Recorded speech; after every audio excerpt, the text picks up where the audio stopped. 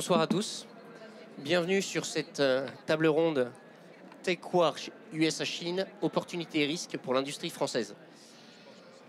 J'ai la joie de recevoir dans l'ordre Yannick Chili, spécialiste des US, puisqu'il est cofondateur et CEO chez Altix Consulting, société de conseil à l'export, en particulier très orientée sur les États-Unis. Arnaud Leurent, directeur stratégie développement, désolé pour les titres, autant les gens, je les ai retenus les titres, chez Salveo, qui pratique un peu les États-Unis, mais beaucoup la Chine, et Sophie Tricot, responsable affaires publiques chez Forsy Power. Petite introduction rapide. Pour ceux qui n'auraient pas remarqué, le titre Tech War USA-Chine, il y a un tout petit peu de tension géoéconomique entre les deux mastodontes que sont le bloc États-Unis et le bloc Chine, avec des tarifs douaniers, avec des restrictions d'export, typiquement Nvidia, avec des discussions d'interdiction de vente. Les États-Unis ont demandé à ASML, qui est donc une entreprise quand même hollandaise, d'arrêter de vendre leurs machines les plus haut de gamme aux Chinois, qui sont des machines, pour ceux qui ne connaîtraient pas ASML, les machines de gravure pour graver des semi-conducteurs. Qu'est-ce que j'ai d'autres exemples? Donc, globalement, énormément de tensions géoéconomiques, des jeux sur les monnaies. Bref, on a deux géants qui montrent les muscles, qui annoncent beaucoup, qui font beaucoup. Et un bloc européen, et en particulier français, qui est un peu au milieu de tout ça, qui a pour objectif de ne pas trop prendre de balles perdues et d'arriver à faire du business avec un point important. On est sur la bulle French Fab, et malgré ça, ou à cause de ça plutôt, on parle d'export. Pourquoi? Parce qu'une de nos grandes convictions, c'est que la croissance française est pas très élevée et elle, structurellement pas très élevée, pour deux raisons. Un, on a une dette, je ne vais pas revenir dessus, on sait tous qu'il y a un problème de dette en France, et une démographie qui est quand même pas mal en berne. Donc si on ajoute ces deux phénomènes-là, forcément la croissance potentielle de la France est limitée à autour de 1%, peut-être 1,5%. Et donc si les entreprises françaises veulent faire plus de croissance, il faut bien qu'elles aillent vendre ailleurs. Comme on dit chez BPI, entrepreneurs, allez vous faire voir ailleurs. Donc pour ça, nous avons nos trois invités que je vais peut-être d'abord commencer prier de bien vouloir se présenter plus en détail que je n'ai fait, avant que, en particulier, Sophie nous présente son entreprise Forsy Power, puisqu'il y a quelques photos de produits, etc., pour mieux comprendre ce qu'ils font. Yannick, si tu veux bien commencer. Oui. Merci beaucoup, bonsoir tout le monde. Merci de nous rejoindre pour cette table ronde. Donc Yannick Chili, je suis français-américain, d'origine de Strasbourg. Donc j'ai eu la chance d'avoir une carrière assez riche à l'international. J'ai passé 15 ans en Allemagne avant d'aller en Chine, dans le Shandong pendant 5 ans pour intégrer une société qu'on avait acquis. À l'époque, c'était pour un grand groupe allemand dans les automatismes industriels. C'était en 2010, donc en Chine, on était bienvenus. C'était un peu la belle époque en Chine pour l'export et l'international. Et ensuite, je suis parti aux États-Unis pour diriger Festo en Amérique du Nord, avant de créer Altix en 2018 pour aider justement des sociétés PME, ETI, qui maintenant s'internationalisent, qui développent leur stratégie internationale et qui commencent à implanter leurs usines dans des pays ou des parties du monde où ils n'ont pas été avant. Arnaud. Alors moi, je suis Arnaud Leurent, j'ai fait aussi toute ma carrière à l'international. Je suis senior advisor chez Euraseo, un des gros fonds d'investissement d'ailleurs qui a travaillé avec Forsy Power. Également pour Salveo, qui appartient au groupe Adit et qui fait de l'accompagnement donc dans presque 100 pays, donc énormément. Et puis j'ai aussi un réseau de senior advisors pour aider les PME à se développer international en profitant de notre expérience. Et je connais très bien la Chine pour y avoir été plusieurs fois, notamment avec Forsy Power et certaines personnes qui connaissent très très bien et qui peuvent nous aider politiquement à réussir là-bas. Bonsoir à tous, Sophie Tricot. Vous m'entendez? Ouais. Je m'entends pas, mais... Il faut parler plus près du micro, je pense. Je vais essayer de parler... D'habitude, je parle fort en plus.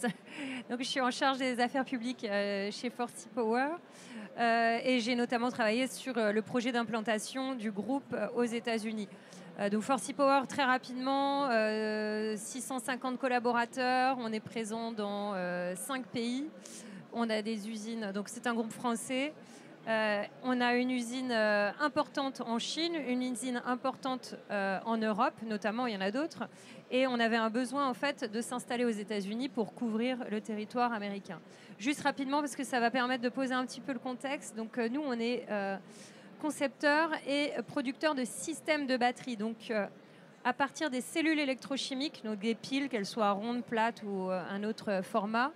On va concevoir des systèmes très complexes qui intègrent de l'électronique, de la gestion thermique, même du développement de logiciels intégrés. Et la cellule électrochimique, on l'achète et elle vient elle vient d'Asie principalement aujourd'hui, et elle vient soit de Corée, du Japon ou de la Chine. Mais les systèmes sont conçus en France et produits dans différentes parties du monde. Typiquement, c'est des systèmes de batterie que vous allez pouvoir retrouver dans des véhicules industriels et commerciaux, des véhicules lourds ou des véhicules parfois un petit peu plus légers, mais qui vont avoir des besoins extrêmement spécifiques, qui sont des véhicules professionnels à usage intensif. Et donc nous, on va concevoir un système sur mesure à partir de packs batteries qui existent. On va former le système qui répond aux besoins du véhicule. Donc là, vous avez, par exemple, on a pris un exemple américain pour le coup. C'est un camion BAE Systems avec, vous voyez, les packs batteries qui sont dans le châssis, et c'est un camion électrique de logistique. Ça, c'est notre usine donc américaine. L'usine, elle a été... le démarrage a commencé en 2022, inauguré en 2024. Et c'est une usine, en fait, qu'on a choisi d'installer aux États-Unis avant que l'IRA ne soit annoncé pour des raisons de Buy America Act, puisqu'on adresse le marché des bus électriques et aux États-Unis pour pouvoir participer aux appels d'offres de bus. Comme il s'agit d'achats publics, vous avez une obligation d'avoir du contenu local. On avait installé des batteries dans les premiers bus électriques aux États-Unis en 2013. On n'a pas pu poursuivre faute d'avoir une usine locale, et donc on a décidé, une fois qu'on avait bien développé notre activité en Europe, de le faire aux États-Unis, et je vais m'arrêter là. Merci. Merci Sophie, ça permet d'introduire la première question, qui est si Yannick, Arnaud, vous pouvez nous présenter justement d'abord ces deux grands pays que sont les US et la Chine du point de vue business. Alors, je suis désolé, 1 minute 30 chacun, on va essayer, parce que sinon, je sais que vous pourriez en parler chacun 4 heures, donc c'est pas le but. Mais justement, c'était un très bon exemple. On voit bien que, bah tiens, on veut faire du business, il faut raisonner Buy American Act. Yannick, si tu veux, puisqu'on est sur les US, restons sur les US. Alors, on démarre. Donc, comme je le disais, j'ai eu la chance de vivre dans ces grandes régions du monde. Donc l'Europe a eu l'opportunité de se développer très tôt avec une population plus importante que les populations ailleurs. Donc on a eu de l'innovation, on a eu une dominance dans beaucoup de domaines. Sur les 100 dernières années, on a vu une accélération de la démographie en Asie, une accélération de la démographie aux États-Unis. On connaît l'histoire des États-Unis qui se sont développés en première puissance économique, militaire, mondiale, industrielle, dans une période très courte, avec beaucoup d'innovation, avec un esprit entrepreneurial très important. Moi, je pense qu'aujourd'hui, on peut ni ignorer les États-Unis ni la Chine. Il y a 3 grands marchés mondiaux qui sont l'Europe, l'Asie et l'Amérique du Nord. Donc, quand on veut se développer à l'export, c'est forcément vers ces régions qu'on regarde. Il y a des complexités, bien sûr. Il y a des chocs des titans. Il y a des plaques tectoniques qui sont en train de se... des compétitions très intenses entre les grands pays. Donc, comme vous le disiez, il faut essayer de naviguer ça et essayer de passer entre les balles. Par contre, il y a toujours encore de très belles opportunités de développement dans chaque marché, que ce soit la Chine ou les États-Unis. Bon, je crois qu'Yannick a presque tout dit, c'est parfait. Je regardais le titre, là, c'est opportunités et risques. Effectivement, il y a de plus en plus de risques, il reste toujours de très belles opportunités. Ce qui compte, c'est d'essayer de ne pas tomber dans le piège que certains veulent nous tendre en disant États-Unis ou Chine, et mettre en opposition. Nous, en tant qu'entreprise européenne, en général, celles qu'on accompagne, ont des formidables opportunités des deux côtés. Même quand vous discutez avec L'Oréal, vous n'avez pas demandé à L'Oréal d'abandonner la Chine pour aller aux États-Unis ou vice-versa. C'est énorme comme potentiel. Donc, il ne faut pas tomber dans ce travers-là. Et par contre, ça reste du business. Donc, quelles sont les opportunités? Donc, être capable de regarder quelles sont les opportunités dans le pays. Et si ces opportunités sont suffisamment intéressantes pour aller attaquer les risques qui sont aussi de plus en plus importants. Et c'est la base du business. La base du business, c'est quelles sont les opportunités, quels sont les risques que j'ai en face. Et quand j'arrive à faire la balance, est-ce que je vais gagner de l'argent, faire des bénéfices, faire du chiffre d'affaires, du bénéfice, et dans quel timing? Parce que le timing est important et qu'en plus de ça, on est dans un environnement très incertain et très changeant. Donc c'est pas simple, Mais il faut absolument analyser les deux, ça c'est sûr. Comment justement, c'est intéressant parce qu'on est en train de se dire, ok, il y a du business à faire, on va commencer par la réflexion stratégique. Comment est-ce qu'on attaque la réflexion stratégique? Où est-ce que j'exporte? Je pars du principe que la réflexion stratégique de je dois exporter pour un industriel, c'est quasiment automatique. J'ai quelques contre-exemples, mais bon, partons de ce postulat-là. Maintenant, on me dit, ok, j'ai envie d'exporter. Quelles sont les questions à me poser? Un de vous deux. Et alors, on verra plutôt. Moi, ce que je propose, c'est que les deux experts parlent et que Sophie dise, vu du terrain, si j'ose dire, comment est-ce que nous, Forsy Power, nous sommes posé la question? Je vais juste faire la transition avec ce que je disais. Par rapport à ça, tant que je n'arrive pas à être convaincu que je vais gagner de l'argent, j'y vais pas. C'est aussi simple que ça. Donc ça veut dire quoi? Ça veut dire que mon étude de marché, c'est pas que le marché du potentiel, c'est tout l'environnement. Il faut que j'analyse absolument tout ça pour voir quel est le potentiel et ça. Et si j'arrive pas à avoir la conviction de faire l'équation, même vos investisseurs, que ce soit un fonds ou d'autres, vont dire bah non, pourquoi y aller? On va pas y aller pour prendre énormément de risques et de perdre de l'argent. Si par contre on sent que c'est vraiment faisable, que c'est intéressant, qu'on peut avoir un appui local, un appui politique et que globalement ça le fait, ben on s'équipe pour minimiser les risques et être le plus rapide possible et on y va. Que ce soit un pays ou un autre, c'est toujours la même règle à l'export. Mais sur ce des pays-là, c'est tellement important qu'il faut y passer beaucoup de temps. Et comme disent beaucoup, et souvent les fonds d'investissement, le temps de préparation, plus il est complet, plus il est fort, c'est autant de temps gagné sur l'exécution. Vous ne voulez pas découvrir des problèmes une fois que vous êtes sur place. C'est pas possible. Donc voilà, c'est de la méthodologie, de l'information et une proposition de valeur qui tienne la route. Alors, je rajouterais juste que dans un premier temps, il faut déjà voir quelle est la proposition de valeur qu'on va avoir pour ces pays. Être un champion dans son domaine au niveau domestique, au niveau national, peut-être d'avoir déjà fait ses premiers pas à l'export en Europe, d'avoir découvert l'export avant de s'embarquer dans une aventure dans un pays qui est très loin. Donc il y a la distance, il y a les honoraires, il y a toute une nouvelle complexité qui se met en place. Or la Chine, c'est très différent. Les États-Unis, parfois on se dit c'est plus facile, on connaît les États-Unis. En fait, c'est très différent. La partie business aux États-Unis est très différente qu'en Europe. Donc, il faut bien se préparer. Un exemple concret? Oui, tout va très vite aux États-Unis. Les Américains sont très bold. Ils veulent qu'on voit qu'on soit vraiment committed to the United States. Ils veulent qu'on prenne des risques. Donc, y aller à demi-pas, c'est pas une bonne idée. Quand on se décide d'aller ou en Chine ou aux États-Unis, il faut y aller à plein pot.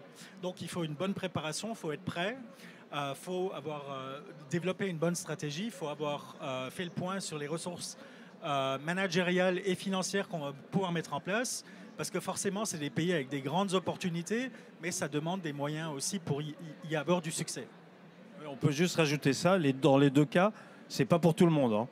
Les États-Unis, on ne peut pas y aller à moitié, la Chine, on ne peut pas y aller à moitié. Donc il faut, surtout si on est dans l'industrie, des choses comme ça, il faut bien le préparer, avoir les moyens. Et ça tombe bien, quand on est bien préparé, on peut avoir du financement, soit BPI ou d'autres.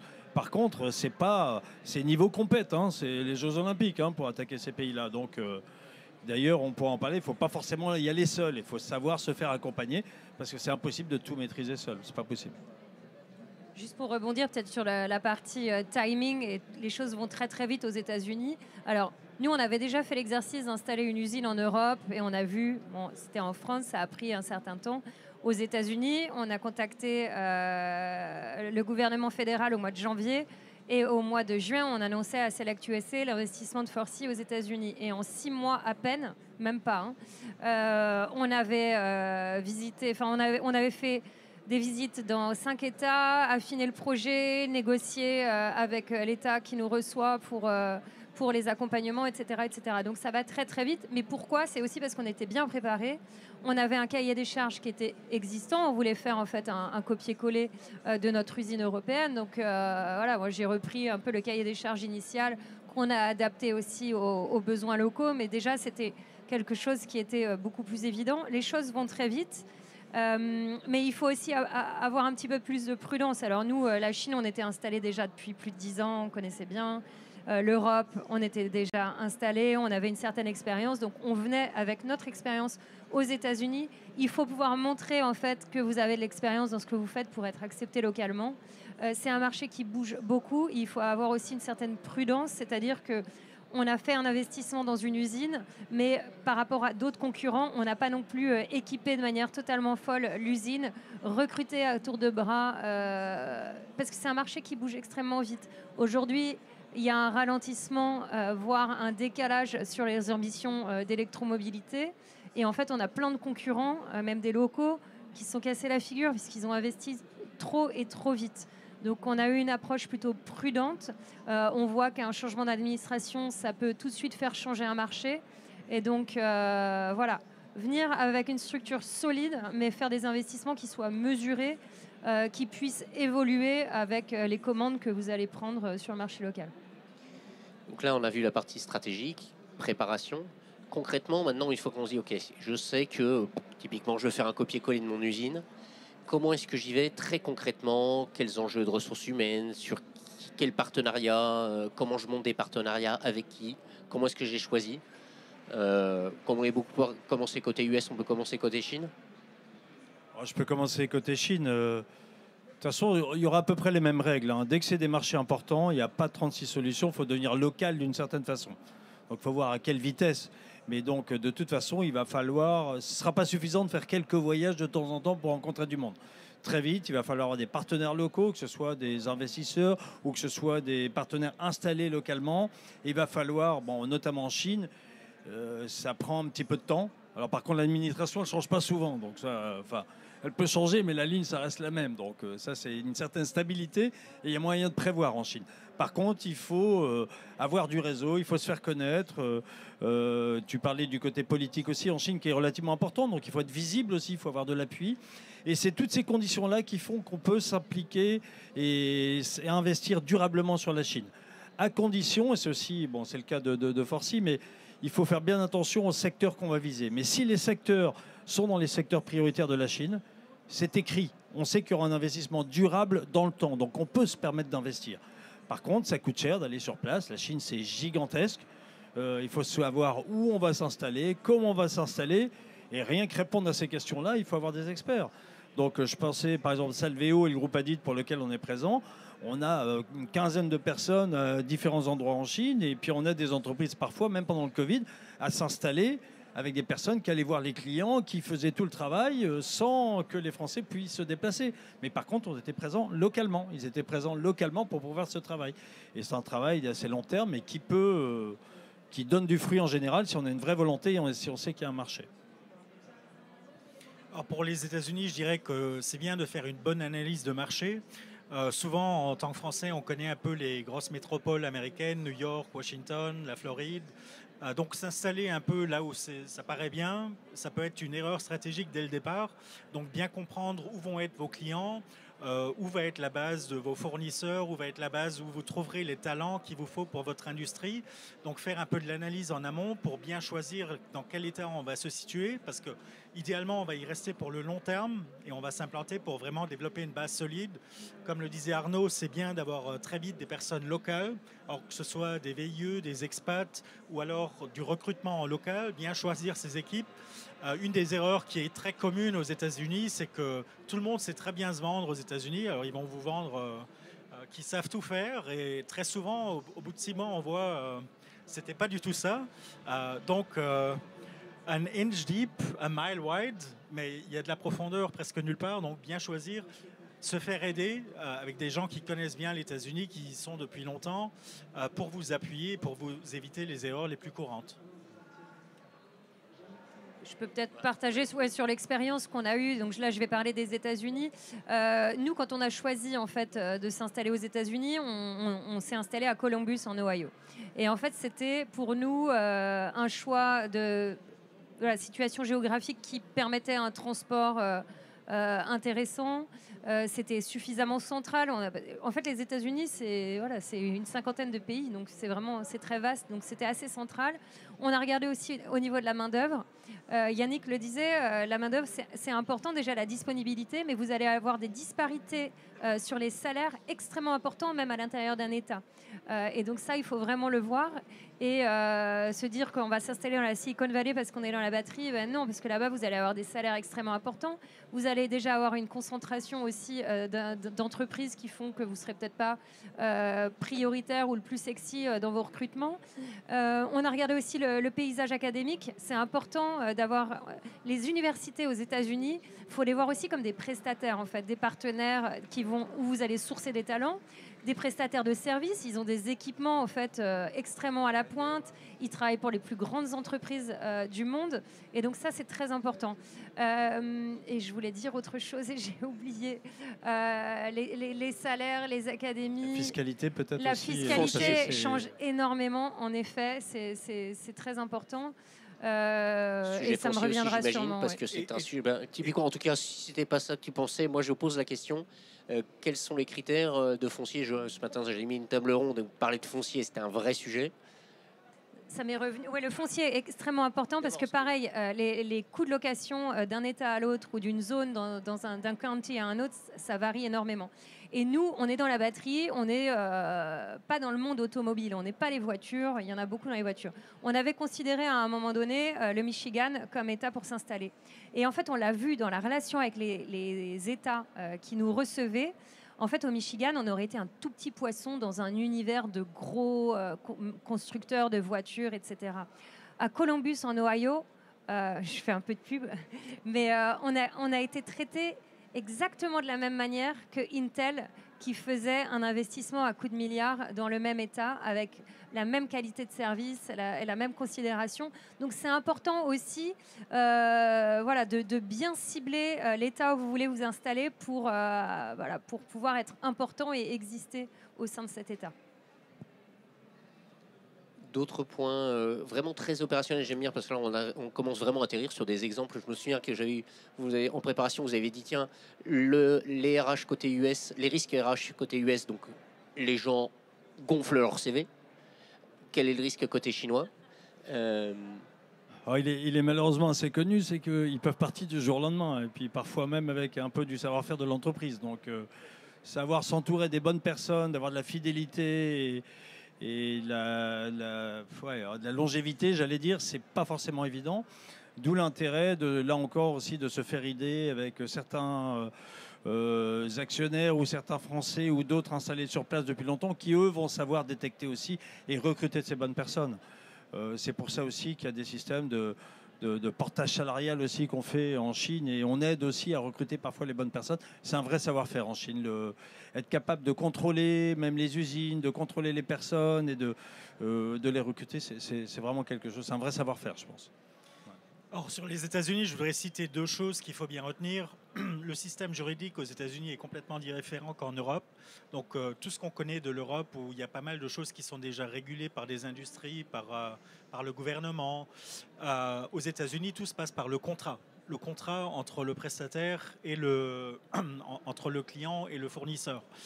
Donc il faut déjà s'acclimater à ce système juridique. Les États-Unis, c'est aussi un système où on aime bien se poursuivre en justice. Quand il y a des choses qui ne vont pas, ça ne veut pas dire qu'on est ennemi, mais on règle les problèmes en justice. Le deuxième point que je voudrais relever, c'est qu'aux États-Unis, tout est beaucoup plus cher. Que ce soit les salaires, que ce soit les coûts des prestataires, que ce soit le coût de n'importe quoi, tout est plus cher parce que le système est fondamentalement différent d'ici. Que ce soit la retraite, la sécurité sociale, les employés doivent couvrir tous ces risques eux-mêmes. C'est pour ça que les salaires sont beaucoup plus élevés. Donc parfois, quand on vient d'Europe, que ce soit l'Italie, la France, l'Allemagne, on est surpris. Ce jeune homme, cette jeune femme sort de l'université et il demande 100 000 $ par an. Ça va me coûter 140 000 $ par an. C'est ce qu'on paye notre directeur technique en Europe. Donc, quelque part, il y a un décalage. Donc, il faut se faire à cette idée. Il faut bien étudier en amont pour ne pas avoir de surprise. Et quand on fait tout ça, on peut réussir aux États-Unis et on peut avoir une très belle aventure. Alors, attention, parce qu'on disait, il faut savoir tout ça. Mais c'est surtout, là, je vois encore opportunité, risque, surcoût. Si on n'a pas identifié ça, mais aussi inclus ça dans son business plan, on pense pouvoir faire des bénéfices et on ne va pas en faire. Les coûts juridiques, c'est incroyable aux États-Unis. Le moindre truc, c'est un procès.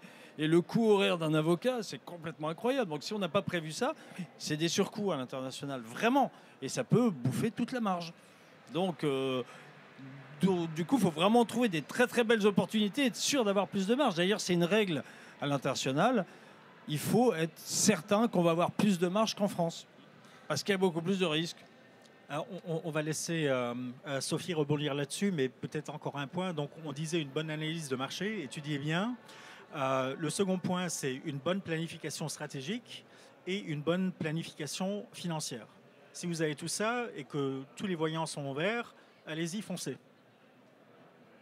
Je voulais rebondir sur l'histoire des salaires, parce que ça, si vous vous installez, vous allez devoir vous démarquer en fait des entreprises qui sont déjà installées. Donc, si vous regardez des études, tablez pas sur le bas de l'échelle, allez plutôt vers le haut de l'échelle. Et en revanche, vous pouvez apporter un petit côté de la culture en fait qu'on a française par rapport à des congés autres, et vous allez essayer d'être plus attractif à travers un package, par exemple avec plus de congés par rapport à d'autres entreprises. Mais c'est vrai qu'il faut pouvoir se démarquer.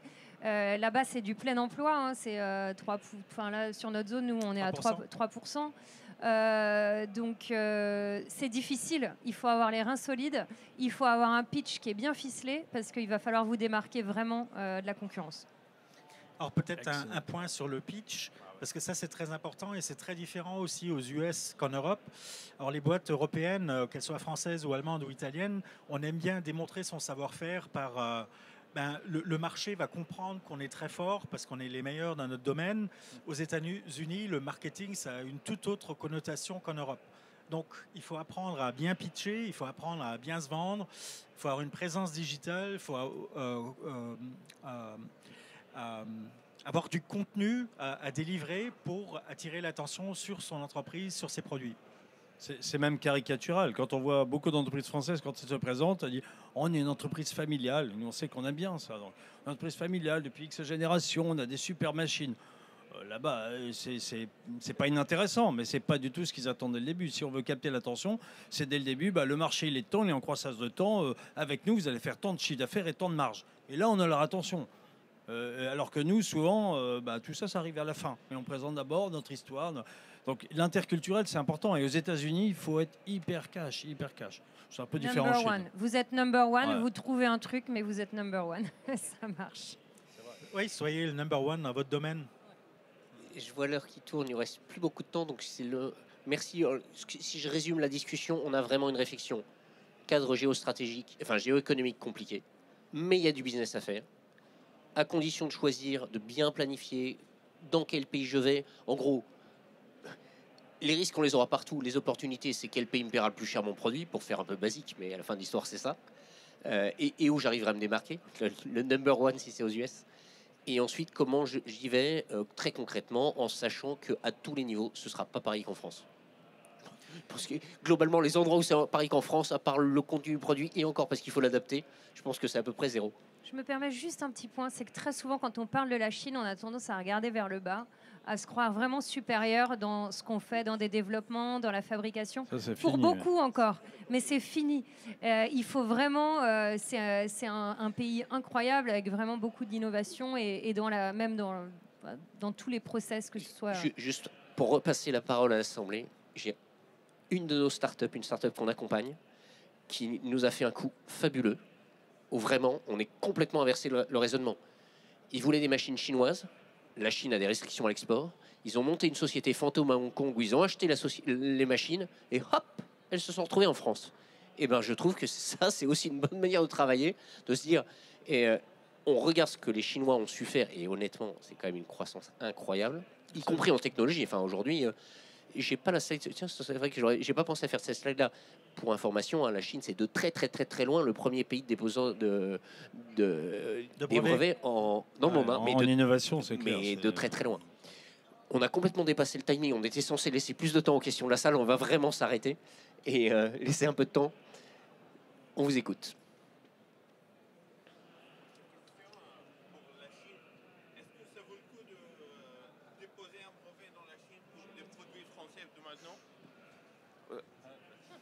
Je pense qu'elle a beaucoup d'expérience là-dessus aussi. Alors, nous, non, on n'a pas trop de... Enfin, déjà, nous, on n'a pas une stratégie de brevet parce qu'en fait, on a un ensemble d'innovations et comme le marché va très, très vite, en revanche, ça dépend dans quel domaine vous êtes, mais bien souvent, ils ont une longueur d'avance, donc il faut voir.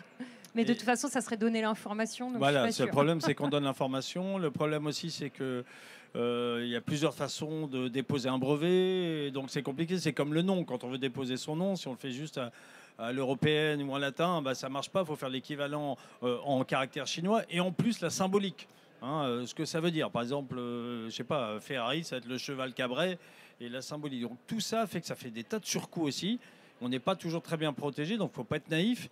Mais là encore, il faut vraiment voir au cas par cas avec des spécialistes sur place. Il y a plein de spécialistes. Faut se faire aider sur ces choses-là pour regarder si ça vaut vraiment le coup ou pas. On ne peut pas avoir de réponse toute faite. Et la question qu'il faut se poser aussi, c'est même si on a protégé une innovation, est-ce qu'on va pouvoir la défendre si elle est enfreinte, hein? Et pour terminer, la question, elle mérite d'être posée parce que la réponse n'est pas oui ou non dans l'absolu. C'est vraiment au cas par cas. C'est quand même mieux qu'avant. En Chine, il y a eu quand même beaucoup de progrès là-dessus. Il y a beaucoup plus de cabinets d'avocats internationaux, mixtes. Il y a aussi des tas de formules maintenant pour arriver à des accords sans forcément aller en... Enfin, il y a l'arbitration qui commence à fonctionner. Ça fait beaucoup de progrès. Mais bon, faut bien vérifier. Bonjour, alors Raphaël Véron, merci déjà pour ce que vous avez partagé. Je suis un jeune ingénieur diplômé du UCLA de 23 ans. Donc aujourd'hui, je me pose la question sur le futur du marché de l'emploi aux États-Unis et en Chine. La question que j'avais du coup, c'est au vu actuellement du H1B qui a été supprimé par Trump, des mesures qui ont été prises par Xi Jinping et également de toutes les infrastructures chinoises qui soient en termes d'IA, qui sont capables de faire des data centers en 6 mois, qui ont un réseau, une grille énergétique qui est déjà au point, là où les États-Unis ne sont pas disponibles avant 7 à 8 ans avec leurs centrales nucléaires. Est-ce que vous pensez qu'il y a quand même un jeu, un pion à jouer aujourd'hui en allant sur le marché de l'emploi en Chine plutôt que les États-Unis? Et si oui, est-ce qu'il y a vraiment une possibilité pour un jeune Européen de se faire une place dans cette culture asiatique qui peut justement être assez compliquée et très, très, très entre soi? Toi, tu connais les deux cultures en plus, donc tu es vraiment la personne. Je vais y aller en premier. Moi, ce que je dis à tous les jeunes qui me posent la question, comme j'ai vécu en Chine et aux États-Unis, c'est la France d'ailleurs a un dispositif formidable qui est le dispositif du VIE.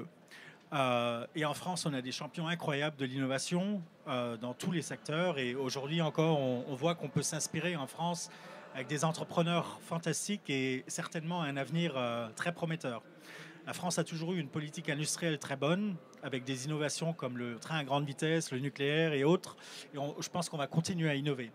En tant que jeune, si on a l'opportunité de partir en Chine ou aux États-Unis, il faut toujours le faire. Il ne faut pas réfléchir, il faut y aller. On y apprend tellement de choses, c'est des marchés qu'on ne peut pas ignorer, c'est des marchés d'avenir. Toutes les entreprises françaises, grandes, moyennes ou petites, un jour ou l'autre seront forcément en travail avec ces pays. Donc si on a l'occasion d'y aller pour un certain temps, de continuer à évoluer au sein de l'entreprise, qu'elle soit française ou internationale, peu importe, et un jour on revient en France, on apporte son savoir-faire et sa connaissance de ces marchés, c'est un grand point positif pour le CV, mais aussi pour tout ce qu'on y apprend au niveau personnel, des amitiés qu'on forge, peut-être qu'on forme sa famille au cours de ces aventures internationales. À y aller à tout prix. Sur ces bonnes paroles. J'ajouterais juste que nous, notre patron, anciennement patron Chine, maintenant patron Asie-Pacifique, c'est un Français qui a démarré en VIE il y a une vingtaine d'années et qui est resté vivre là-bas. Et voilà. Moi, en conclusion, j'ai entendu parler des VIE, donc c'est les jeunes, c'est très bien. On a vu qu'il fallait beaucoup d'expertise pour réussir. Et lors d'un propulseur BPI, il y a quelqu'un qui me dit « Ah, j'ai tout compris. Pour réussir à l'esport, ce qu'il faut, c'est des VIE et des vieux. » Et en fait, c'est pas con, parce qu'il faut absolument avoir accès à ceux qui ont de l'expérience, soit des Français ou des locaux, parce que vous allez gagner beaucoup de temps, vous allez éviter énormément de risques. Et pour des aventures telles que sur ces deux pays, il faut vraiment être capable de se faire accompagner. Voilà. Merci à tous, merci de votre attention. On a explosé les délais, donc on va vraiment s'arrêter là. J'en suis désolé. D'autant plus que la brique Big va vraiment se terminer. Merci à tous. Merci. Merci, bonne soirée. Merci.